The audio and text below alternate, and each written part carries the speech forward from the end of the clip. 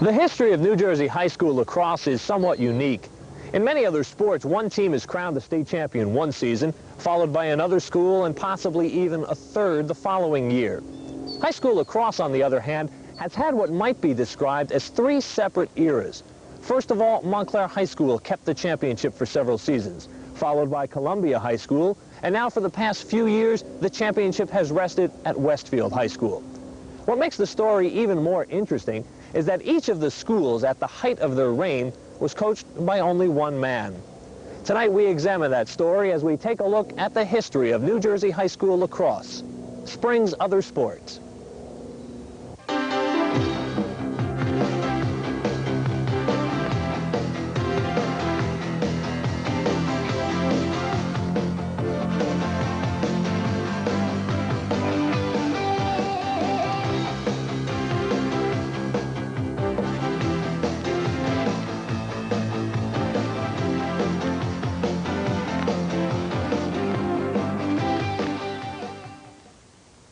Our story begins here at Anderson Park in Montclair. It was here in the early 1970s that a group of students from Montclair High School gathered under the direction of a coach named Gil Gibbs to create what would become the first lacrosse dynasty in New Jersey. Montclair's dominance in lacrosse surfaced in Gibbs' fourth season as head coach. During the next 10 years, his teams would win 144 games and lose only 10 times. And they would appear in 5 straight state tournament championship games, winning 4 times. Montclair has since won 3 more times in the 80s. They also won 6 coaches tournament titles under Gibbs and marked themselves as the team everyone wanted to beat. Gil and I used to feel like we were up against it was Gil and I against the world. Okay, we had no friends. All we had was little Montclair, and everybody was out to get us, and there was the pressure. I got your back, you got my back. Okay, and when the kids got off the bus, and we used to feel, I could feel the pressure of, we suck it up, and well, here we go again. There was another, like we're king of the hill, and here comes another team up the hill, try to knock us off, and we got to suck it up and fight them off. And each game we would feel that kind of pressure. I can remember accepting the position in late June, and my wife was pregnant with our second, turned out to be our second son at the time, and so I did all the house hunting myself. And because we weren't quite sure of the area, we decided to rent an apartment, and I went to a realtor in the Montclair area and talked to that man for a few minutes. I'll never forget the quote. The quote was, he asked me what I was doing, and I told him I had accepted a teaching and coaching position at Columbia, and he said, "You'll never beat Montclair." This gentleman's comment rang forever in my head, and the first games were, I remember the first year very well. I thought that was one of Gil's strongest teams, the 75 team with Peter von Hoffman and a youngster named Riley, who went on to become a captain and an All-American at Rutgers. When you stepped on the field with Mr. Robb and Mr. Gibbs behind you, the fear of making a mistake on the field, was far outweighed. You didn't want to go off the field and have Mr. Gibbs say something to you. And I remember that happening once or twice where, you made a mistake, missed one ground ball. Just one ground ball. Most teams miss, dozens. You miss one ground ball, come off the field, Mr. Gibbs says, "You owe me a goal for that. You owe me a goal." And you walk back on the field after that, and you're just going to score a goal. There's nothing's going to stop you from scoring that goal, no matter what. And they had a way of making you fear them more than the other team. The other team, maybe they were tough and maybe they wanted to beat you, but, you were afraid to go back to Mr. Robb and Mr. Gibbs and say, we let you down. We're sorry. It seemed like a Columbia-Montclair game was more, even if not either team had a chance to be in the playoffs or anything, it was always a game that was, for personal satisfaction, you had to beat Montclair. Even if Montclair was, had no chance of being in the playoffs, or Columbia didn't have a chance to be in the playoffs, you had to beat Montclair. Montclair High School won the state lacrosse championship in the spring of 1978. Several months later, Gil Gibbs died.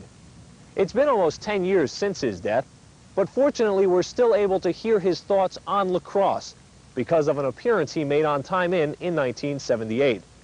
On that program, he mentioned that the thing that was always the most important to him was his players. The most important thing that I've received from lacrosse, and the greatest thrill, is the young men who have played for me and who are still very close to me and write me and phone me and visit me, and that is more important to me than anything. I think that's what made Gil's program so successful, that everyone was like a family. The players, their parents. You know, we were just very involved. It was our whole life for a very long time. He would make you believe, even if you were a below par athlete, he would make you believe that you were a lot better than you were. And consequently, when on the day of the game, you were a lot better. He was that type of man, that type of motivator. In addition to being a motivator, Gibbs was also an innovator. Gil went right to the top of the heap. He was one of the most astute coaches in the state. Nobody in the state at that time, except maybe Steve Jacobson, who's now, I think he's coaching over at Ridgewood, was running any kind of zone defense. And he was running zone defenses in lacrosse at the time, which was unheard of on the high school level. I think that there are times when a coach has not played the sport, but is an athlete, that he can be more successful than the coach who's played the sport, and for the following reasons. I think you don't get lazy. I think you look and work very hard, attend clinics. But most importantly, you become very creative. If I had played in college, I probably would be doing the same things that my college coach did with me. But being brand new to me, I've created everything that we've done. And I think this has helped. He demanded, by the way he coached, that you be ready to play as a coach. He demanded his players be ready, and I think other kids realized that on other teams, and they took more responsibility upon themselves to be ready. And if you weren't prepared to play Montclair, you would get embarrassed in very subtle ways.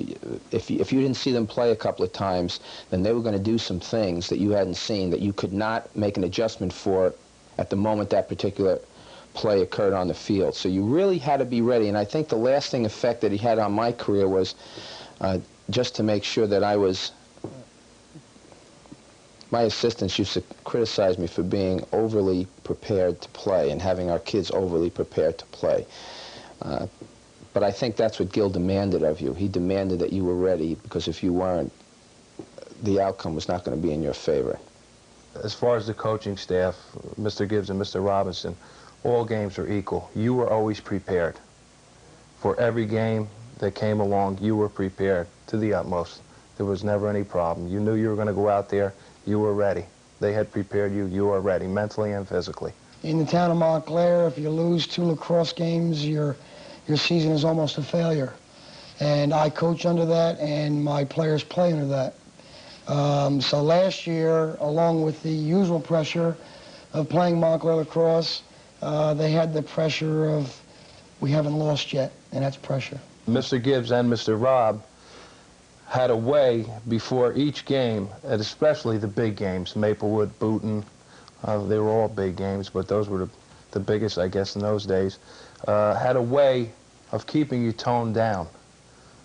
And they knew the pressure was on. For instance, Mr. Gibbs and Peter could tell you also, would have a poem before a very big game, championship game, playoff game, whatever. He would write a poem, a very special poem, and he would recite it just before the game. And that would either bring you up or bring you down, depending on what type of mood you were in, but it would get you in the right frame of mind to go out there and play your hardest. The poem was usually something funny. It kept you going a little bit. That took it away from you.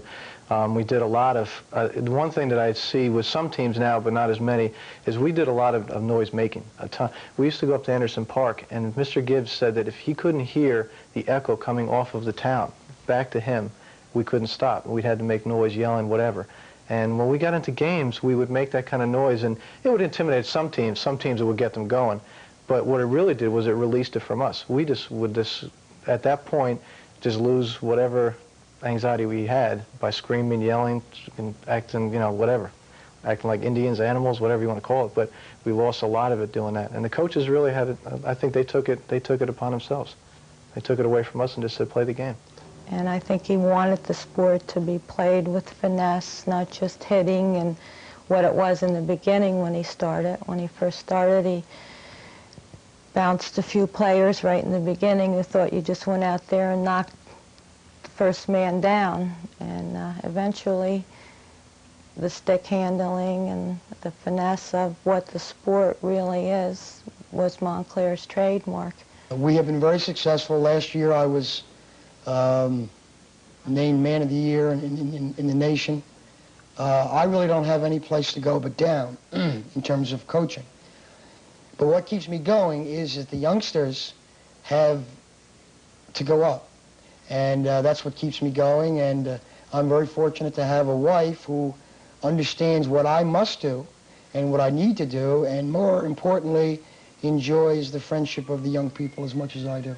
But sometimes I think to myself, did it really ever happen? The winning streaks, the years that we only lost one games, and I only wish there was somebody there to take a record of it, you know, like on the screen where they can say yes, because we were. I'm not bragging, but I'd say we were all world. We were that good. We were really that good.